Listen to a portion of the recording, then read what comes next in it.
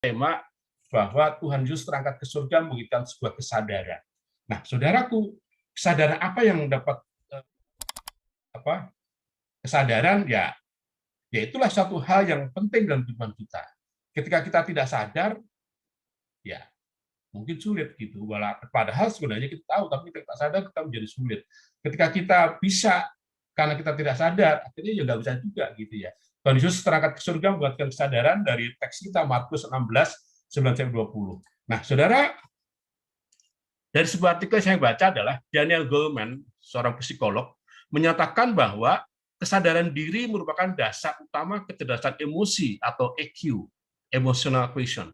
Dahulu faktor EQ dianggap kalah penting dibanding IQ, intelligent quotient, dalam menentukan kesuksesan seseorang.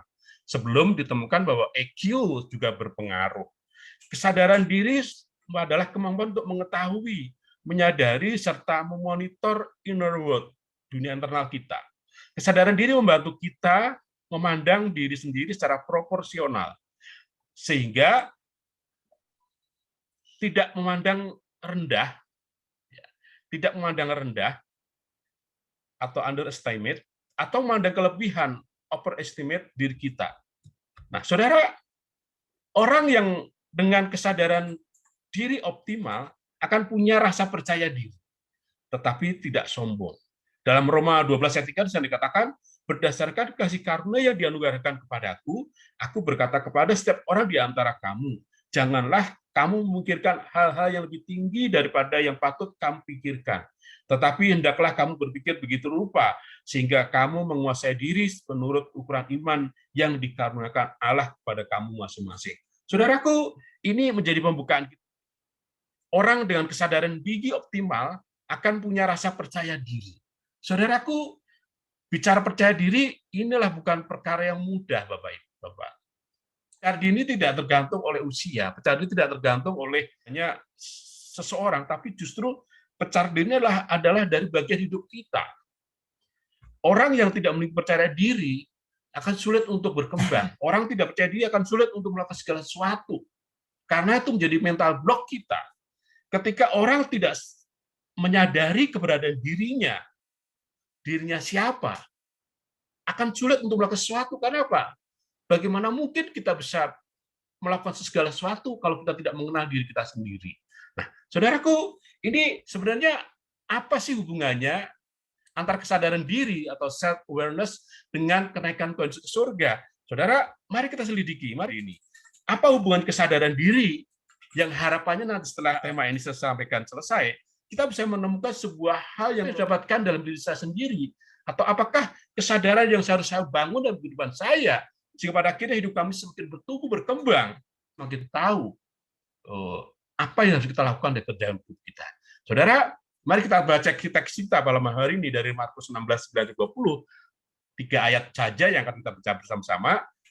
Silahkan akan berjalan bergantian. Saya beri tugas 1, 16 ayat 9, mohon Pak Alek membaca. Kemudian Markus 16 ayat 12, mohon Pak Topan. Dan Markus 16 ayat 14, mohon Pak Dedi Tamban. Silakan Pak. Ya, Markus 16 ayatnya yang ke-9. Setelah Yesus bangkit pagi-pagi pada hari pertama minggu itu, ia mula-mula menampakkan dirinya kepada Maria Magdalena. Daripadanya Yesus pernah mengusir 7 setan.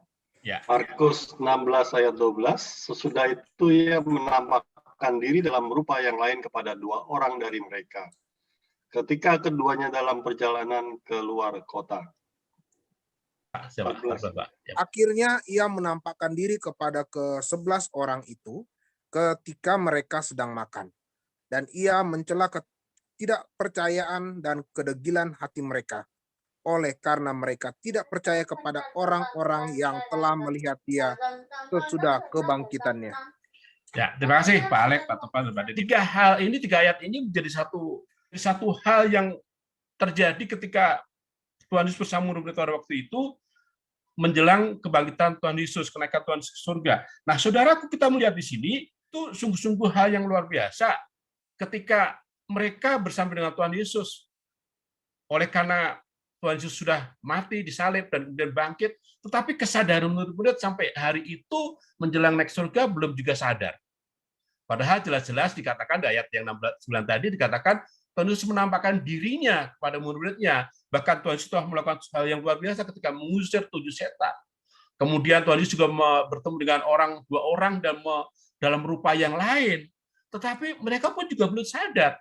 Bahkan pada terakhir dikatakan menampakkan diri kepada ke-11 orang itu ketika mereka sedang makan, tapi juga mereka belum sadar akan apa yang terjadi dalam kehidupan Tuhan Yesus. Dari 3 ayat ini di atas, yang menjadi kata kunci adalah ketidakpercayaan murid-muridnya pada waktu itu. Murid nggak percaya ketika Tuhan Yesus sudah mati, nggak mungkin bangkit, nggak mungkin melakukan kehendak Tuhan. Kenapa? Ya karena tidak percaya. Padahal jelas dikatakan, inilah yang terjadi. Firman Tuhan sudah dikatakan akan mengalami kematian dan bangkit pada hari ketiga dan pada akhir 40 hari naik ke surga. Saudaraku, ketidakpercayaan menjadi tingkat kesadaran menjadi lemah. Kesadaran lemah menjadikan tingkat kepekaan menjadi tipis. Saudaraku, ini yang terjadi murid-muridnya pada waktu itu. Mereka tidak percaya.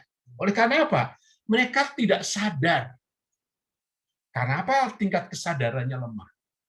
Kesadaran lemah menjadikan tingkat kepekaan menjadi tipis, padahal jelas-jelas mereka adalah murid Tuhan Yesus yang harusnya mereka peka, harusnya mereka tahu siapa yang bicara, harusnya mereka tahu apa yang dilakukan Tuhannya, tetapi mereka sedang tidak sadar. Mari sebentar kita renungkan bersama-sama dan kita masing-masing. Apakah situasi dan kondisi mengubah hidup kita menjadi seolah-olah kehilangan kesadaran dalam kehidupan kita? Kita tidak sadar Tuhan sedang menempa kita. Kita tidak sadar Tuhan sedang berbicara kepada kita. Bisa jadi kita tidak sadar. Tuhan sudah menunjukkan jalan buat kita. Saudaraku, mari ini menjadi satu perenungan kita bersama-sama dalam malam hari ini. Jangan sampai ketidakpercayaan kita membuat kesadaran kita menjadi lemah. Nah, saudara, jika kita menyadari arti kehadiran Tuhan ke dunia ini, ketika Yesus mati dan bangkit dan terang ke surga, ada satu hal yang dinyatakan buat kita. Mari kita menyadari bahwa arti kehadiran Tuhan bagi kita ke dunia ini apa. Nah, kita harus sadar betul bahwa Yesus datang ke dunia adalah menyatakan kasih-Nya. Dalam Yohanes 3:16 pasti kita sudah hafal, Yohanes 17:3 kita sudah hafal.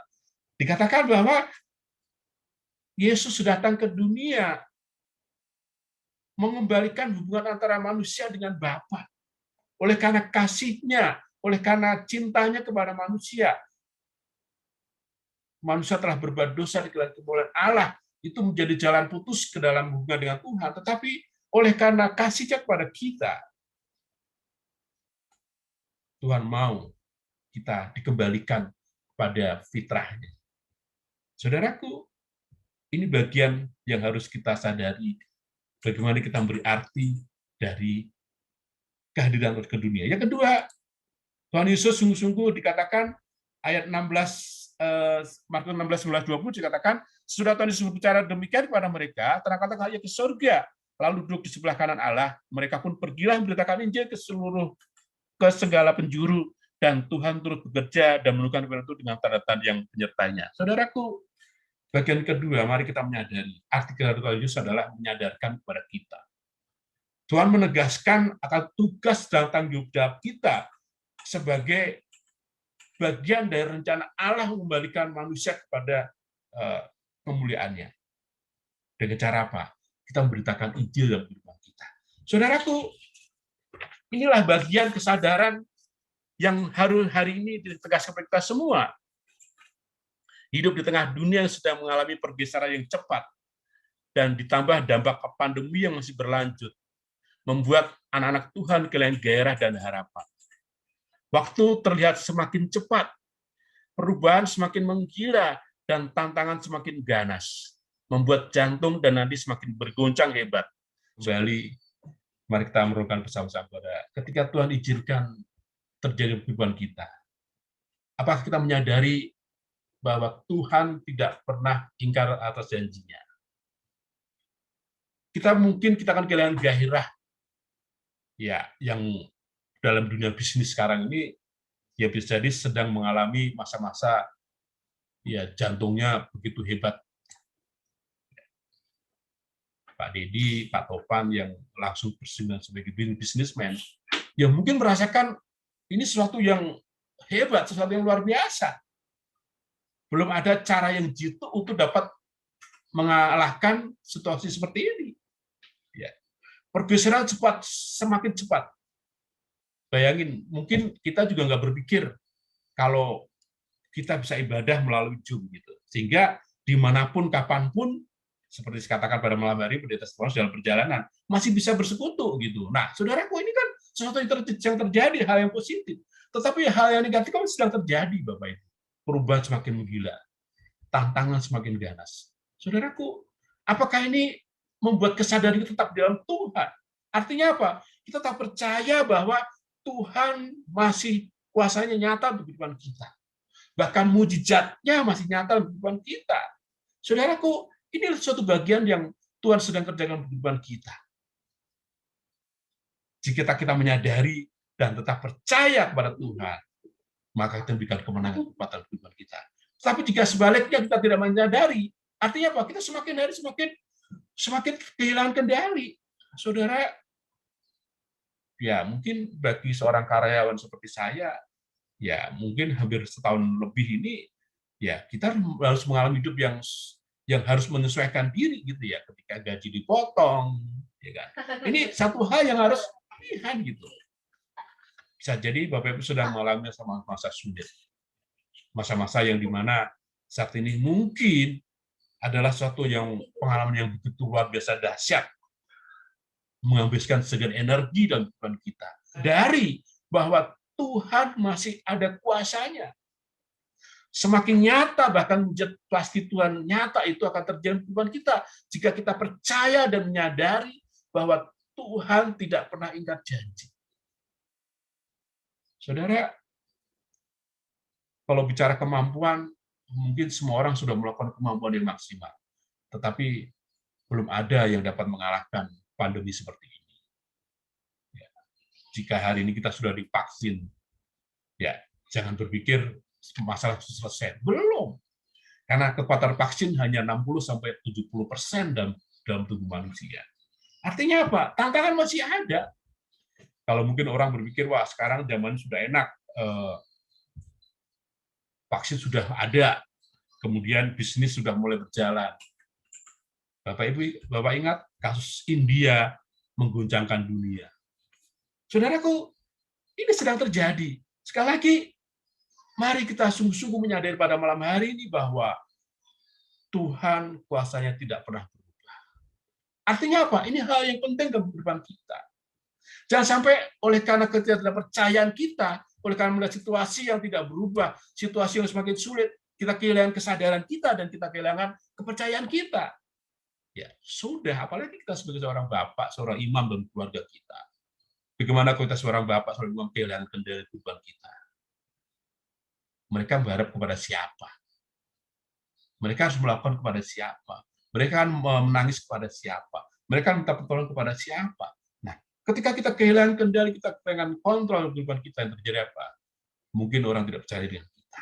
Saudaraku, bagian terakhir dari hal ini, apa harus kita sadari? Sungguh-sungguh semakin tetap di dalam Tuhan. Situasi boleh mengguncang, keadaan boleh menghibur, tetapi kita sadar betul bahwa Tuhan tidak pernah berubah. Saudaraku, yang pertama, harus kita sadari kenaikan Tuhan Yesus ke surga menjadi satu cara menyadarkan kita bahwa kita tetap memiliki pengharapan di dalam Tuhan. Saudara, yang pertama kita sadari adalah hakikat hidup. Yaitu maksud dan tujuan Allah menciptakan kita. Dalam Kejadian 1:26 menceritakan kita diciptakan manusia serupa segambar dengan rupa Allah. Saudaraku, dunia penting karena kita sedang ada di dunia. Tetapi dunia bukan segala-galanya. Citra dirilah yang harus senantiasa dibangun. Mengapa orang takut kehilangan dunia? Karena citra dirinya telah rusak.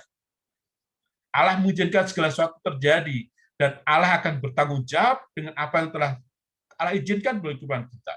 Pertanyaan buat kita semua, mengapa terlihat sulit, rumit, dan berat? Karena maunya kita, belum tentu maunya Tuhan.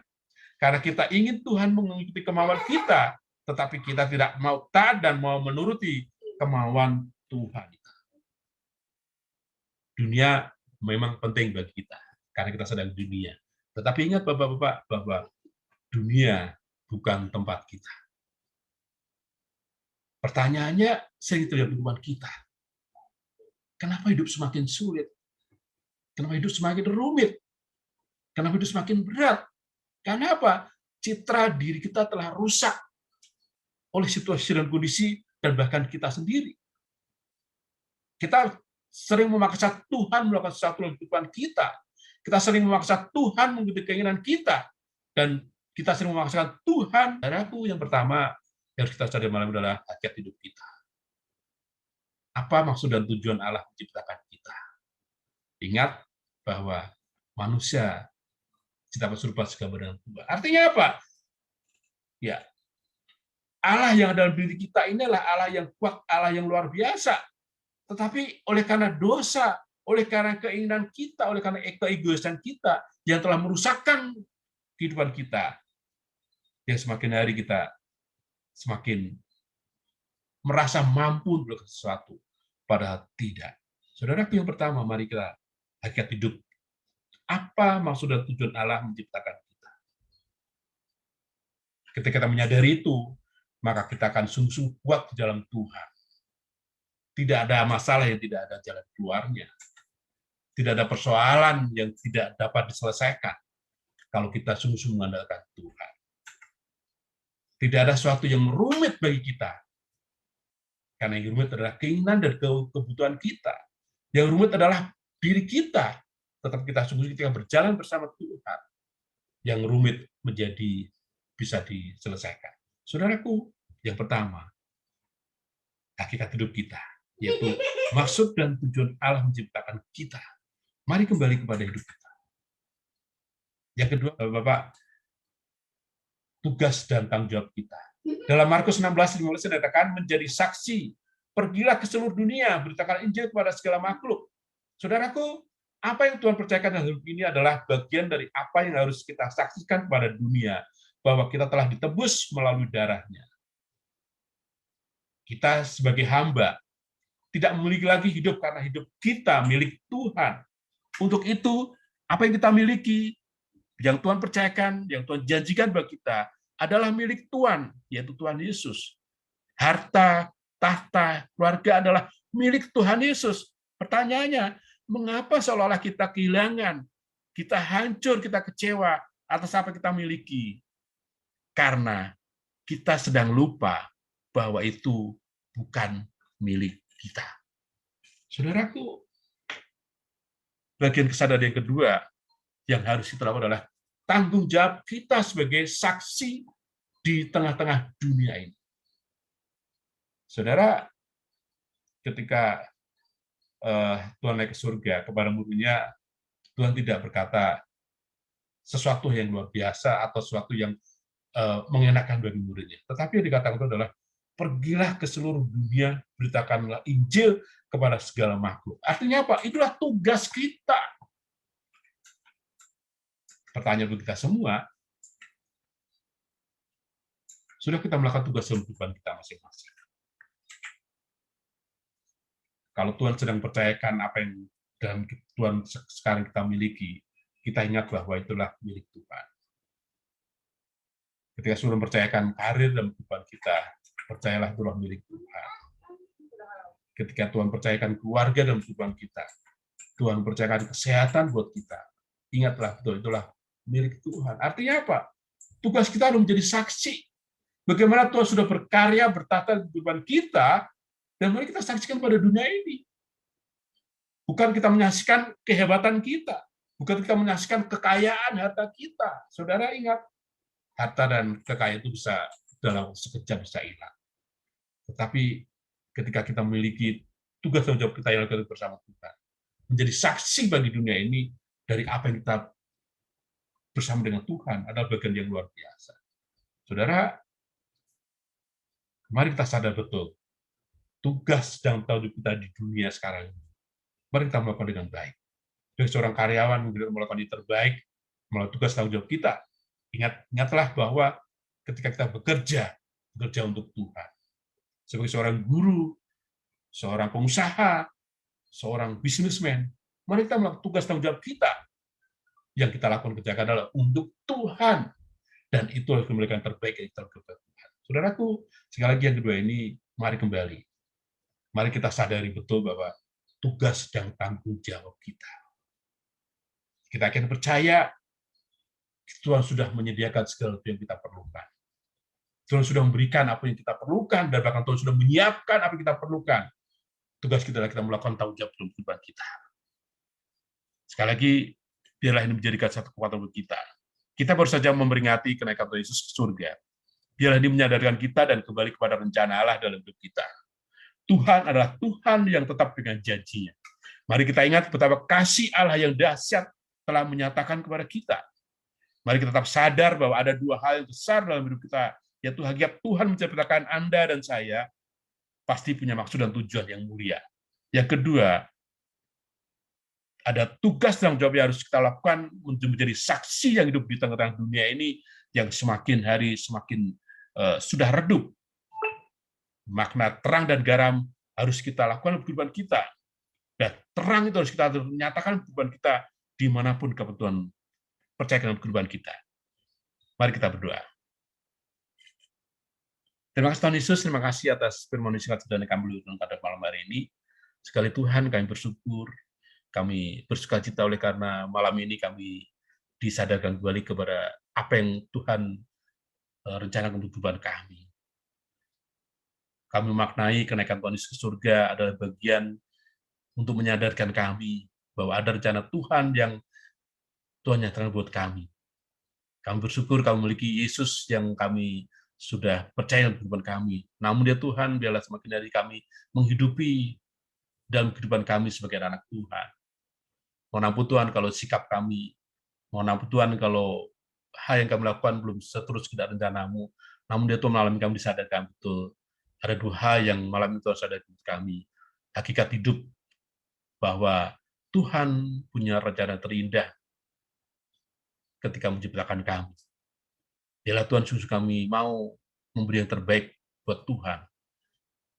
Kami yakin dan percaya bahwa Tuhan punya rencana indah atas hidup kami. Dan biarlah Tuhan mampukan kami untuk sungguh-sungguh semakin hari dapat sungguh-sungguh melakukan yang terbaik atas Tuhan tanggung jawab untuk kami semua. Kami yakin dan percaya Bapa, ketika Tuhan memberikan kekuatan buat kami, Tuhan menyatakan kuasa buat kami, maka kami melakukan tugas dan jawab dengan baik. Kami mau ya Tuhan untuk selalu memberi yang terbaik buat Engkau. Kamu yang terbaik untuk waktu kami, hidup kami, bahkan hati kami, seluruh hidup dan jiwa kami untuk Engkau. Dan kami mau bertanggung jawab atas apa yang dipercaya kepada kami semua. Kami akan percaya ketika kami sungguh-sungguh melakukan dua hal ini Tuhan, maka kami percaya bahwa apa yang Tuhan nyatakan kepada kami adalah selalu iya dan benar. Kami tidak akan merasa kekurangan, kami tidak merasa ditinggalkan, karena kami memiliki Allah yang begitu nyata dan hidup dalam kehidupan kami.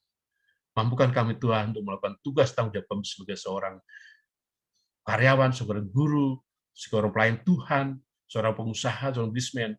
Sungguh-sungguh ya Tuhan, mampukan kami untuk selalu memberi yang terbaik. Karena apa yang kami lakukan, kerjakan untuk Tuhan, yang itu menjadi hal yang terbaik untuk kami lakukan. Terima kasih Tuhan atas firman malam hari ini. Terima kasih atas segala kesempatan yang Tuhan nyatakan. Dan bila Tuhan dua hal ini menyadari kami semua bahwa kami mau memberi yang terbaik, kami mau melakukan yang terbaik, dan kami mau hidup yang terbaik buat Tuhan. Di dalam Tuhan Yesus menaikkan doa ini, haleluya.